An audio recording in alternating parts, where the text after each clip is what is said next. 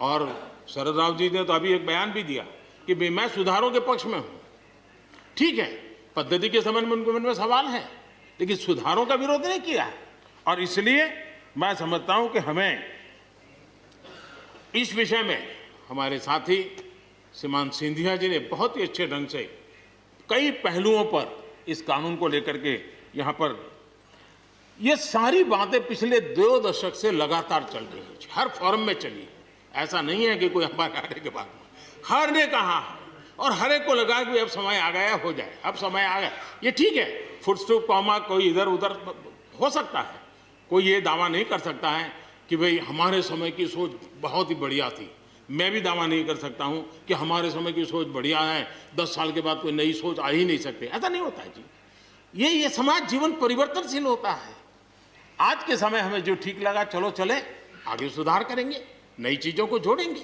यही तो प्रगति का रास्ता होता है जी। रुकावटें डालने से प्रगति कहाँ होती है जी।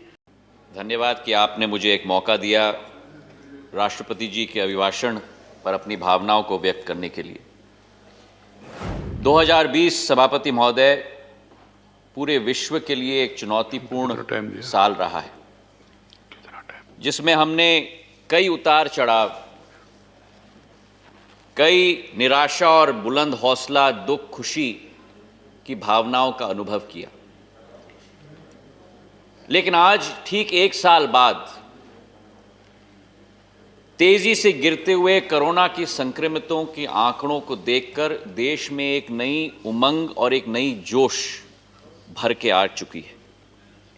जनवरी 22 से 28 तक 146 ऐसे जिले हैं जहां एक भी कोरोना का केस दर्ज नहीं हुआ। और हमारा भारत एक अमर पक्षी के रूप में कोरोना के राख से उठकर अब बस रहा है। कुछ दिन पहले सभापति महोदय, माननीय राष्ट्रपति जी ने संसद में भारत की इस अद्भुत सफलता पर हमने जो चुनौतियों का सामना किया और उन चुनौतियों के लिए निपटने के लिए सरकार की कार्यनीति पर और उसी के साथ पूर्ण जीवित भारत की एक नई छवि पर उन्होंने प्रकाश डाला। हर साल की तरह इस साल भी राष्ट्र को एक नया मार्गदर्शन उनसे मिला और उसी के साथ आगे बढ़ने का रास्ता और मार्ग प्रशस्त हुआ और मूल्यों सिद्धांतों के बुनियाद पर एकजुट होकर एक नया इतिहास और नई बुलंदियों छूने का एक प्रेरणा भी राष्ट्रपति महोदय से हम सबको मिला है। मैं तहे दिल से उन्हें धन्यवाद अर्पित करना चाहता हूं। कोरोना सभापति महोदय एक अदृश्य शत्रु था, जिसका मुकाबला करने के लिए भारत के पास केवल 2 शक्तियां थीं। हमारी पहली शक्ति भारत के प्रधान सेवक और रक्षक आदरणीय नरेंद्र मोदी जी का नेतृत्व, जिसके आधार पर सभी प्रयासों को एक ही मुट्ठी में बांधना, 36 राज्यों को एक ही माला में पिरोकर भारत का मार्ग प्रशस्त करना, इस कोरोना की महामारी के लिए एक युद्ध स्तर की रणनीति बनाना और उसका क्रियान्वयन करना, और केवल भारत के लिए नहीं लेकिन 150 देशों के लिए, जो एक तरीके से एक विश्व साझा अभियान का नेतृत्व करना, यह कोई चमत्कार से कम नहीं। सभापति महोदय, शुरुआत में सभापति महोदय कई विशेषज्ञों ने, और यह वास्तविकता भी थी, कई भयंकर अनुमान लगाए थे। 80 करोड़ लोग संक्रमित होंगे, 20 लाख जाने जाएंगी। लेकिन अगर मैं क्रिकेट का एक उदाहरण दे पाऊं, क्योंकि एक क्रिकेट का प्रेमी भी मैं हूं, तो कोरोना के बाउंसर पर एक हुक शॉट लगाकर बाउंड्री को भी पार करा दिया है भारत ने। एवरेज ग्लोबल रिकवरी रेट विश्व में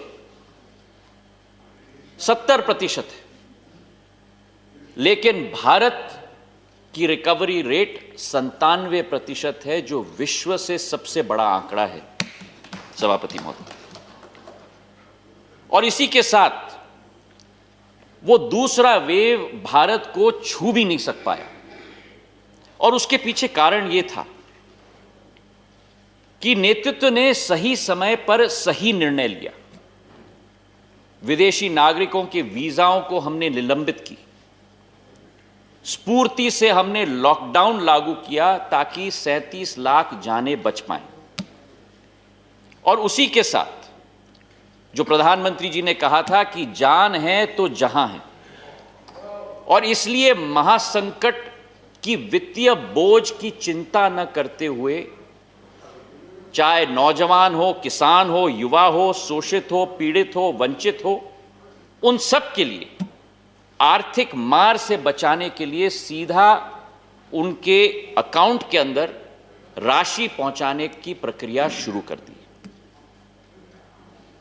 एक यह लॉकडाउन था सभापति महोदय, जहां एक व्यक्ति के आह्वान पर, एक व्यक्ति के अनुरोध पर पूरी देश की जनता ने स्व इच्छा के आधार पर उस आह्वान और उस अनुरोध का पालन किया। और एक वो लॉकडाउन था सभापति महोदय 1975 में, जो इमरजेंसी लागू की गई थी, जिसके आधार पर देश की जनता पर थोपा गया था और पूरे देश को जेल खाना बनाया गया था।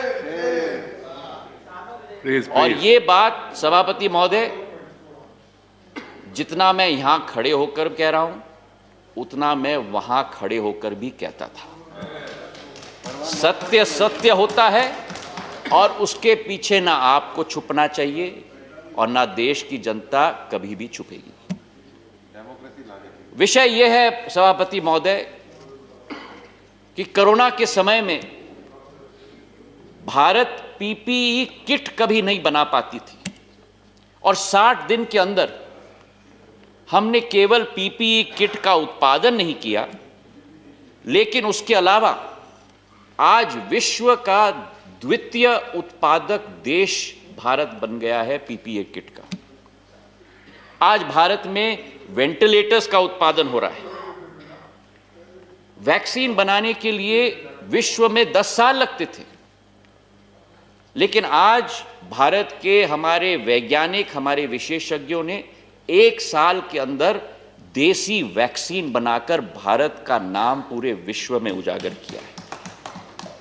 और केवल ये नहीं, लेकिन वैक्सीन के बाद विश्व स्तरीय सबसे तेज टीकाकरण का अभियान 30 करोड़ लोगों तक फेज 1 में इसकी शुरुआत हुई। यह कारगर और किफायती वैक्सीन सभापति महोदय केवल भारत के लिए नहीं है, यह वैक्सीन एक वैक्सीन फॉर ह्यूमैनिटी बन चुकी है। और संयुक्त राष्ट्र के सेक्रेटरी जनरल एंटोनियो गुतेरेस ने स्वयं कहा है कि भारत का टीका उत्पादन की क्षमता पूरे विश्व के लिए सबसे बड़ा वरदान बन चुका है। And I'd like to quote him. He has said, "The production capacity of India is the best asset that the world has today." Unquote. और इसी प्रकार से वासुदेव कुटुंबक जो हमारे मूल्य हैं, हमारे सिद्धांत हैं, उन मूल्यों और सिद्धांतों का भारत ने पूर्ण रूप से अनुसरण किया है। और इस सफलता के पीछे सभापति महोदय दूसरा हथियार है भारत का सामूहिक शक्ति, सामूहिक सामर्थ्य, हमारा अतुल्य वैज्ञानिक गढ़, हमारे वैक्सीन के ट्रायल के वॉलंटियर्स, हमारे डॉक्टर्स, हमारे नर्सेज, हमारे एनजीओ, हमारे पुलिस फोर्स के कर्मी, हमारे जवान, जिन्होंने अपने जान को जोखिम में डालकर हम सब की जान की रक्षा की। अगर वो न होते तो आज हम न होते। और आज इस सदन में सभापति महोदय कुछ पंक्तियां उनके लिए मैं अर्पित करना चाहता हूं कि न थके हैं पैर कभी, न थके हैं पैर कभी, न कभी हिम्मत हारी है। न थके हैं पैर कभी, न कभी हिम्मत हारी है। जज्बाज है जनसेवा का मन में, सफर निरंतर जारी है। जहां एक तरफ ये कोरोना का संक्रमण सभापति महोदय पूरे विश्व का आकर्षण बन गया, सारी शक्तियां इन पर लगी, दूसरे तरफ अर्थव्यवस्था हो, व्यापार हो, आजीविका हो, पूरे तरीके से नष्ट होने के कागार पर आ चुकी थी और भारत भी टेक्निकल रिसेशन के खाई में जा रहा था। पर मैं दाद देता हूं हमारी सरकार को कि 6 महीने के अंदर वापस भारत को रिकवरी की पटरी पर नरेंद्र मोदी जी की एनडीए की सरकार लेकर आई है। आंकड़े कुछ इस प्रकार हैं कि जनवरी के माह में जीएसटी का कलेक्शन 1,20,000 करोड़ रुपए, जो राजस्व संग्रह का एक नया इतिहास बना है सभापति महोदय। दूसरी तिमाही में जीडीपी नेगेटिव 0.5% तक सीमित हो गई, लेकिन इकोनॉमिक सर्वे ने कहा है, जो आज हमारे सांसद महोदय स्वपन जी ने भी कहा, कि इस वर्ष 11.5% ग्रोथ रेट जीडीपी की रहेगी और इंटरनेशनल मॉनेटरी फंड आईएमएफ ने भी कहा है कि 1 वर्ष के अंदर भारत सबसे बड़ी आर्थिक शक्ति के रूप में पूरे विश्व पटल पे उभरने की क्षमता रखती है। हमारी एक $5 ट्रिलियन इकोनॉमी की अर्थव्यवस्था का एक टारगेट है, उस पर हम अडिग हैं और उसी के साथ 5 मिनी बजट हमने कोरोना के समय में निकाला था और कई क्षेत्रों को प्रोत्साहन दिया था, मदद दिया था और पोस्ट कोविड ऑर्डर में भी उन क्षेत्रों को उभारने का संकल्प हमारा है। इससे यह प्रचलित होता है सभापति महोदय कि कोई भी आपत्ति या विपत्ति आई, चाहे वो प्राकृतिक हो, चाहे किसी तरीके की भी विपत्ति हो, हमारी 130 करोड़ जनता, हमारे भारतीयों का वर्तमान और भविष्य कभी भी प्रभावित नहीं हो सकती। लेकिन इसी के साथ थोड़ा दुख भी होता है सभापति महोदय कि जहां एक तरफ देश की जनता, हमारे जनसेवक, हमारी सरकार इस कोरोना की महामारी का सामना कर रहे हैं, वहीं विपक्ष के कई नेता केवल सवाल उठाने में और टीका टिप्पणी करने में रुचि रख रहे थे। सही बात है, क्षमता रखना होगा, जैसे मेरे भाई मनोज जी ने कहा, सुनाने में भी और सुनने में भी। प्रश्न यह है सभापति महोदय कि पहले लॉकडाउन पर प्रश्न उठे। लॉकडाउन क्यों, कितने दिन, किससे पूछ के किया आपने? उसके बाद जब अनलॉक की प्रक्रिया शुरू हुई तो उस पर प्रश्न, अनलॉक क्यों, कब होगा, कैसे होगा, किससे पूछ के किया आपने? प्रश्न यह है कि हमारे कांग्रेस पार्टी के इस सदन के उपनेता श्री आनंद शर्मा जी ने स्वयं, जो गृह मंत्रालय के संसदीय समिति के अध्यक्ष हैं, उन्होंने स्वयं अपने रिपोर्ट में सरकार की सराहना की है, सरकार की प्रशंसा की है और मैं दाद देता हूं उनको कि कोई तो है जो सही बोल रहा है। और मैं कोट करना चाहता हूं, उन्होंने कहा है कि the committee appreciates the efforts made by the government for the management of covid pandemic. The lockdown gave the country time to ramp up its public infrastructure, build the capacity of hospitals and health workers, unquote. और इसके बाद भी हमारे कई प्रतिपक्ष के नेताओं ने वैक्सीन के आपातकालीन उपयोग पर प्रश्न उठाए। मैं पूछना चाहता हूं कि जब United states of America United kingdom, रूस, चीन वैक्सीन के आपातकालीन उपयोग के लिए फेज 3 ट्रायल समाप्त होने के पहले अनुमति प्रदान कर सकते हैं, तो क्या हमारी सरकार देश की जनता की जान बचाने के लिए आपातकालीन परमिशन देश में क्यों नहीं दे सकती? प्रश्न यह है कि एक नेता ने इतना भी कहा, और मैं कोट करना चाहता हूं, कि भाजपा की राजनीतिक वैक्सीन हम नहीं लेंगे। वैक्सीन का भी एक राजनीतिक रंग होता है, स्वास्थ्य का भी एक राजनीतिक रंग होता है। मुझे तो आश्चर्य होता है। और इसके बाद कई विपक्ष के नेताओं ने कहा कि ठीक है, आपातकालीन उपयोग की अनुमति आपने प्रदान कर दी, लेकिन उसका क्रियान्वयन करने के लिए एक ढांचा हमारे देश में हमारे पास नहीं।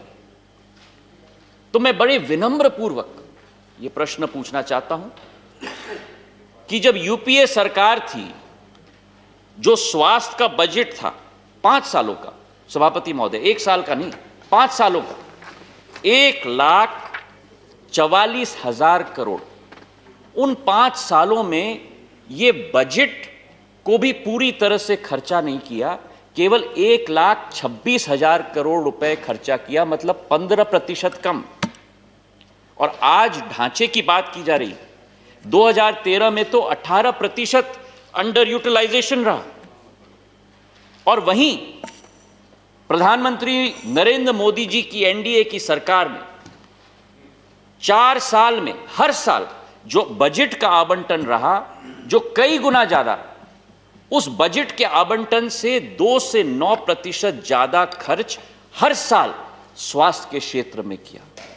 स्वस्थ भारत, शिक्षित भारत, तभी भारत 21वीं सदी का नेतृत्व कर पाएगा।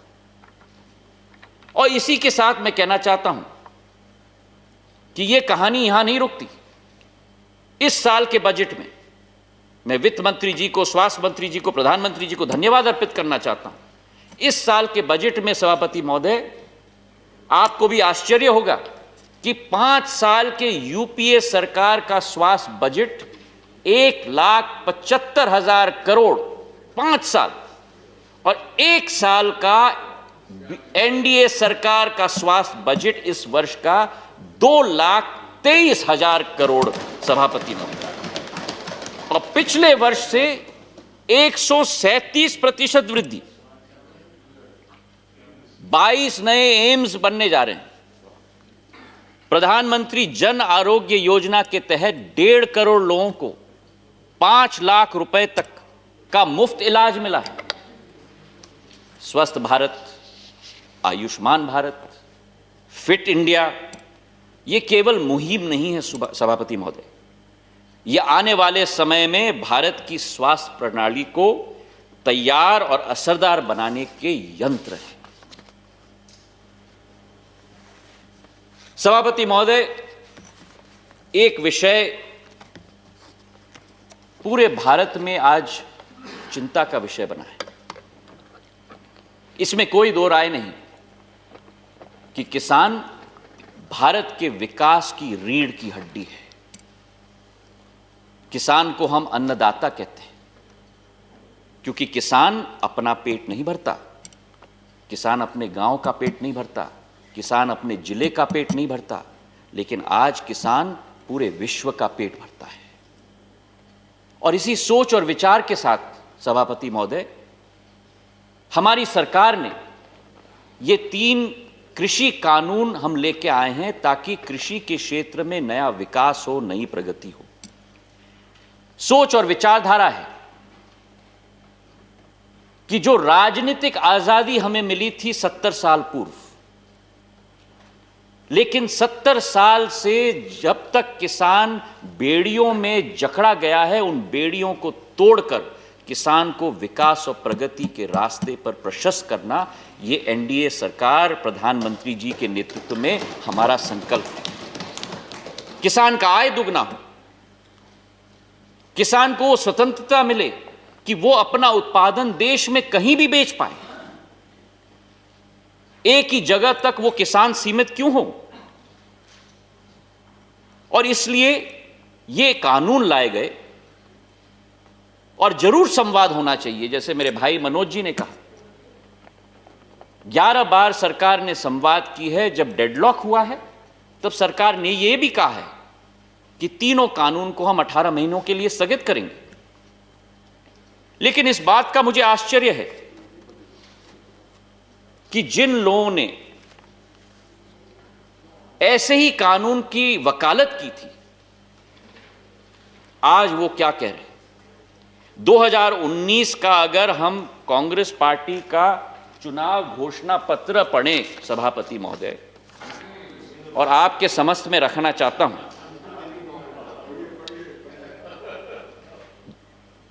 इस चुनाव घोषणा पत्र में अंक नंबर 11 में लिखा है, and I quote, Congress will repeal, I repeat, will repeal the Agricultural Produce Marketing Committees Act and make trade in agricultural produce, including exports and interstate trade, free, I repeat, free from all restrictions.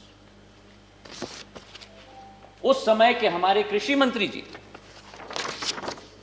परम आदरणीय शरद पवार जी ने 2010 में और 11 में हर एक मुख्यमंत्री को चिट्ठी लिखी थी इसी संदर्भ में। और मैं कोट करना चाहता हूं जो शरद पवार जी ने हर एक मुख्यमंत्री को चिट्ठी में लिखा था। As you are aware, the agriculture sector needs well-functioning markets to drive growth, employment, and economic prosperity in rural areas of the country. This requires huge investments in marketing infrastructure, including the cold chain. And for this, private sector participation is essential. I repeat, and for this, private sector participation is essential. निजी क्षेत्र का निवेश अनिवार्य है, for which a policy environment needs to be in place. In this context, the need to amend the present state APMC Act on the lines of the Model State Agricultural Produce Marketing Act 2003 to encourage the private sector, I repeat, the private sector, in providing alternative competitive marketing channels in the overall interest of farmers and producers and consumers cannot be overemphasized. Unquote. तो आज सहमति है, तो सहमति है, तो सहमति है। अगर आपको इसमें कोई आपत्ति है तो जरूर बताएं। कई चीजों में सहमति होनी चाहिए। टीएमसी की सहभागिता। प्रश्न यह है अध्यक्ष सभापति महोदय कि ये जुबान बदलने की आदत हमें बंद करनी होगी। चट भी मेरा, चट भी मेरा और पट भी मेरा, ये कब तक चलेगा? देश के साथ खिलवाड़ कब तक चलेगा? जो आपने तब कहा था उस पर आप अड़ग रहेंगे तो आपका भी मान सम्मान बढ़ेगा। प्रश्न ये है, the hypocrisy would not have been there if you had not done the hypocrisy with the people. Please understand that. Let us not get into personal. प्रश्न ये है सभापति महोदय कि जिस सरकार ने न्यूनतम समर्थन मूल्य के लागत से 1.5 गुना बढ़ोतरी की हो, जिस सरकार ने गेहूं के भुगतान में 2013-14 में जो 34,000 करोड़ रुपए किसानों का भुगतान होता था, उसे 5 साल के अंदर डबल से ज्यादा करके 75,000 करोड़ किया हो, जिस सरकार ने दाल के मुद्दे पर 2013-14 में जो 236 करोड़ रुपए का केवल देश के सारे किसानों को भुगतान किया गया था, उस 236 करोड़ को बढ़ाकर 40 गुना 10,550 करोड़ किया हो। जिस सरकार ने हमारे महाराष्ट्र, आंध्र प्रदेश, दक्षिण मध्य प्रदेश के कपास के किसानों के लिए जो 2013-14 में केवल 90 करोड़ रुपए का भुगतान हुआ किया था, उसको 300 गुना बढ़ाकर 26,000 करोड़ किया हो। जिस सरकार ने किसानों के सम्मान के लिए 6,000 रुपया हर साल 1,13,000 करोड़ किसानों के खातों में पहुंचाया हो, जिस किसानों ने कृषि के अधोसंरचना के लिए नया फंड तैयार किया हो 1 लाख करोड़ का, जिस सरकार ने फसल के नुकसान के लिए फसल बीमा योजना लागू करके 5 साल के अंदर 90,000 करोड़ रुपए मुआवजा के रूप में किसानों के खाते में पहुंचाया हो, वो सरकार किसानों के विकास और प्रगति के लिए कटिबद्ध थी, कटिबद्ध है और कटिबद्ध रहेगी। प्रश्न यह है सभापति महोदय कि 26 जनवरी को जो घटना घटी, जो गणतंत्र दिवस हर भारतीय के लिए एक गौरव का दिवस होता है, वो घातक दृश्य एक दर्दनाक याद बन चुकी है। 394 पुलिस कर्मियों और पत्रकारों को घायल किया गया। एक किसान ने अपनी जान खोई। राष्ट्रीय तिरंगे को लेकर पुलिस कर्मियों को पीटा गया और उनको कुएं में फेंका गया। राजधानी के कई हिस्सों को तहस नहस कर दिया गया। और उसके बाद भी जब यह सदन मिलता है, राष्ट्रपति अभिभाषण का बॉयकॉट करके सभापति महोदय हमारे विपक्ष ने राष्ट्रपति जी का, देश का और इस लोकतंत्र का तिरस्कार किया है। आज मनोज झा जी ने कहा था हमें सुनना भी होगा और सुनाना भी होगा।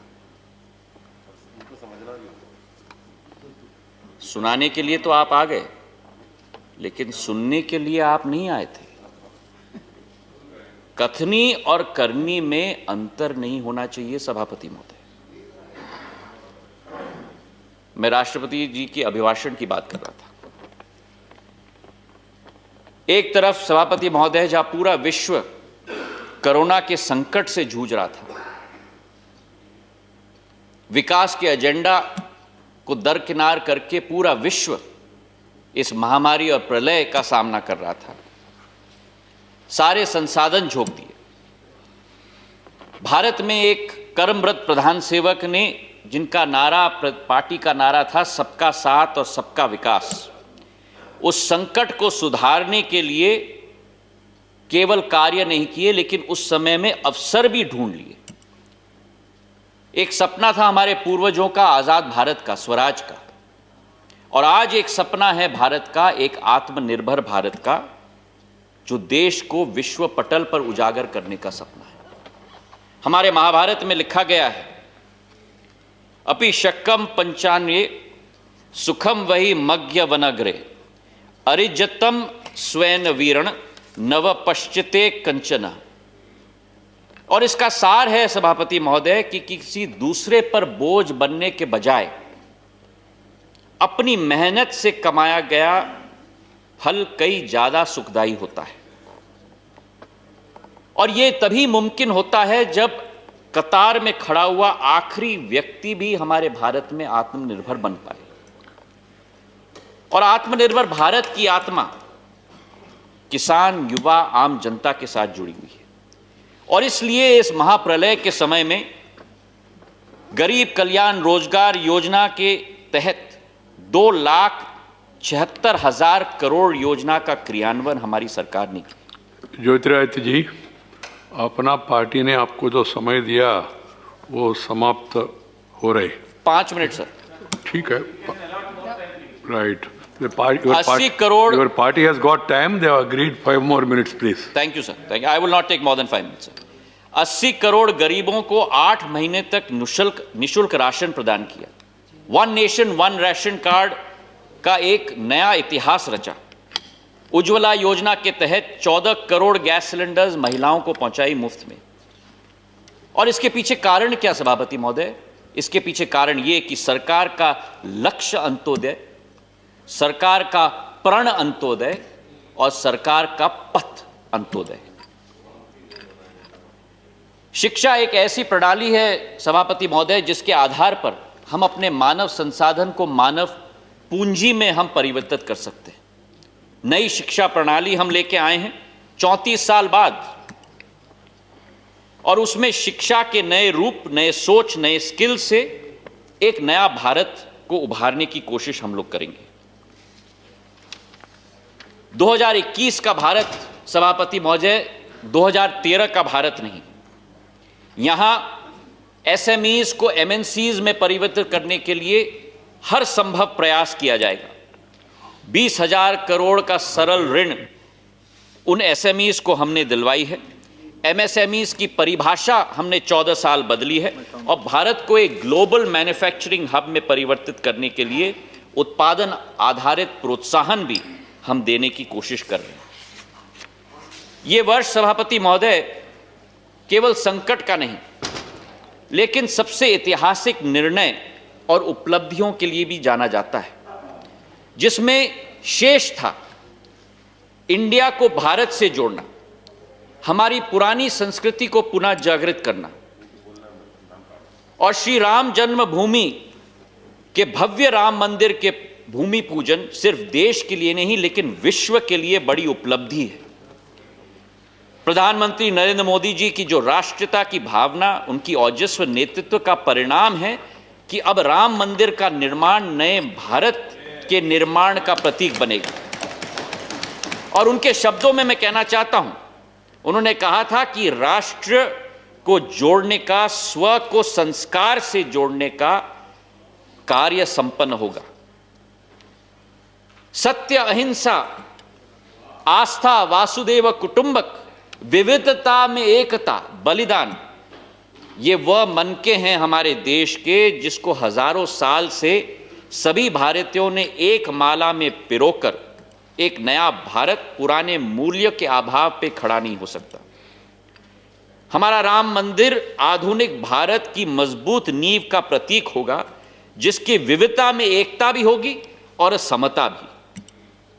जहां एक तरफ यह ऐतिहासिक निर्णय लिया गया, वहीं दूसरे तरफ हमारे देश का ताज और शान जम्मू कश्मीर में, जहां देशवासियों का हर दिल बसता है, उनको बेड़ियों से मुक्त करके राष्ट्र के मुख्य धारा के साथ जोड़ने का कदम लिया गया जब अनुच्छेद 370 को हमने रद्द किया। उस अनुच्छेद से केवल हानि हो रही थी, अलगाववाद, आतंकवाद, व्यवस्थाओं में भ्रष्टाचार, और जब यह रद्द किया गया उसके सीधे सीधे बाद आयुष्मान भारत के तहत यूनिवर्सल हेल्थ कवरेज के संरक्षण में 1.5 करोड़ जनता को लिया गया।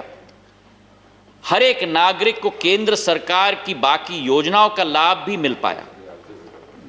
और पहली बार इतिहास में, जिसका संदर्भ गुलाम नबी आजाद साहब ने भी कल दिया, पहली बार इतिहास में 70 साल के इतिहास में जिला विकास परिषद डीडीसी का चुनाव हमारी सरकार ने जम्मू कश्मीर में आयोजित किया।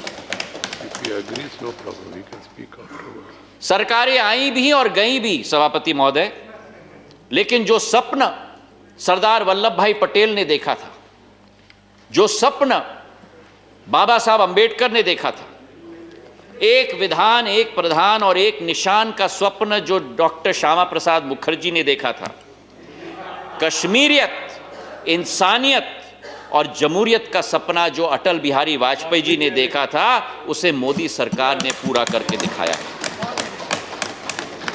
अंत में मैं कहना चाहता हूं सभापति महोदय कि कोरोना के महाप्रलय में जो विकास के पथ को कुचलने आया था, एक बुलंद ढाल की तरह हमारी सरकार ने उसका सामना किया और विपत्ति को भी अवसर में बदलकर रिफॉर्म्स की झड़ी लगाकर न हम रुकेंगे और न भारत रुकेगा, माननीय राष्ट्रपति जी की सोच और विचारधारा के आधार पर मार्ग देश का प्रशस्त किया है। 2 बार केंद्र में भारी बहुमत, उत्तर प्रदेश से कर्नाटक, असम से अरुणाचल से गुजरात, मध्य प्रदेश, मणिपुर, तेलंगाना, बिहार तक जो असीम आशीर्वाद चुनाव में, मध्य प्रदेश भी, असीम आशीर्वाद जनता का मिला है। ये आशीर्वाद सबसे बड़ी पूंजी इस सरकार की और भारतीय जनता पार्टी की है सभापति महोदय। और ये तभी संभव हो पाया है जब एक प्रभावी छवि, असरदार नीति और विजन भारत के लिए का क्रियान्वयन हमारी सरकार ने की है। अंत में मैं इतना ही कहना चाहता हूं कि 21वीं शताब्दी भारत की होगी। भारत एक नया सामर्थ्य के साथ इस कोरोना काल से उभर रहा है। हजारों बर्ग